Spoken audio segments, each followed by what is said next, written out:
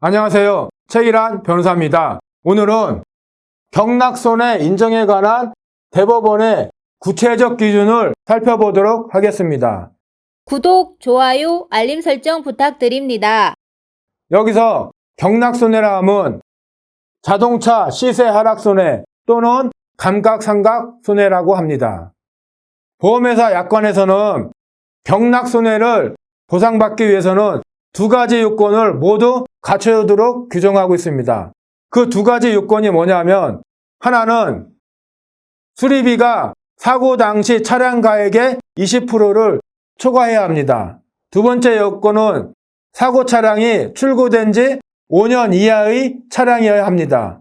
그와 같이 보험회사 약관에서는 두 가지 요건을 모두 갖추어야 비로소 경락손해를 보상하도록 하고 있는데, 그에 비해서 소송 시 법원은 그러한 보험회사 약관에 구애되지 않습니다.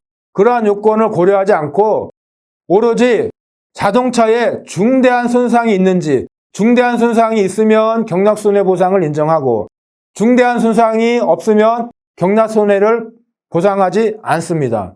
따라서 소송을 하게 되면 보험회사의 약관상 지급기준과 상관없이 중대한 손상이 있는지 여부에 따라 보상을 받게 됩니다. 그래서 대법원 판례를 살펴보면 자동차에 중대한 손상이 있는 경우, 예를 들면 자동차의 주요 골격 부위가 파손되는 등 이와 같은 중대한 손상이 있어서 수리를 하더라도 원상 회복이 되지 않는 수리 불가능한 부분이 남아있는 경우에는 이로 인한 경락손해는 통상손해로서 가해 차량의 보험회사가 보상을 해야 된다. 그렇게 판결하고 있습니다.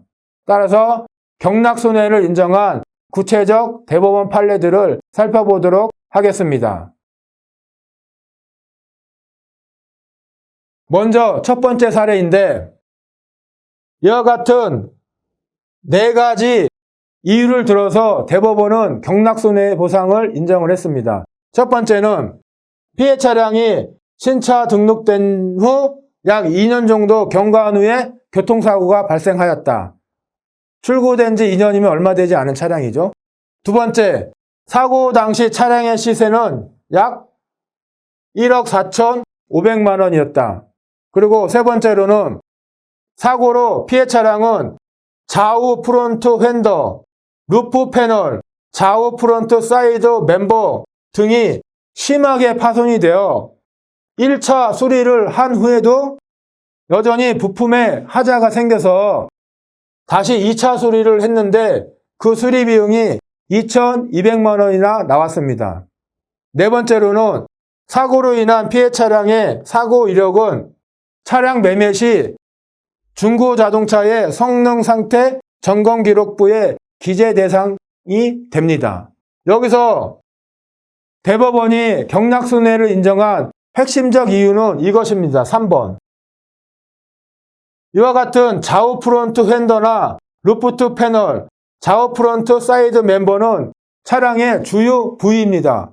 이런 주요 부위가 심하게 훼손되고 1차 수리를 해도 여전히 하자가 있어 2차 수리를 했고 그 수리비가 2,200만 원 정도 나왔다는 것은 자동차에 중대한 손상이 있다는 것을 말합니다. 따라서 대법원이 경락손해를 인정한 주된 이유는 이 바로 3번, 자동차에 중대한 손상이 있다는 점을 고려한 것이고, 나머지 1, 2, 4번은 이 자동차의 중요한 손상이라는 것에 대한 뒷받침하는 근거들에 해당이 됩니다. 그래서 이 3번이 핵심입니다. 자동차에 중대한 손상이 있다는 점. 두 번째 대법원 판례로 살펴보면 피해 차량은 신차 등록이 된 후 약 1년 정도 경과한 시점에 사고가 발생하였다. 두 번째로 사고로 인해서 피해 차량은 이축 서스펜션을 교환했고 사이드 안전바도 교환을 했고 덤프 적재함 스쿼드 패널을 절단하고 교환했고 연료 탱크도 교환하는 등 수리비가 1,897만 원 정도 나왔습니다. 세 번째로는 이렇게 수리를 완료한 후에도 피해 차량의 우측 앞 타이어에 편마비가 발생하고 있었어요.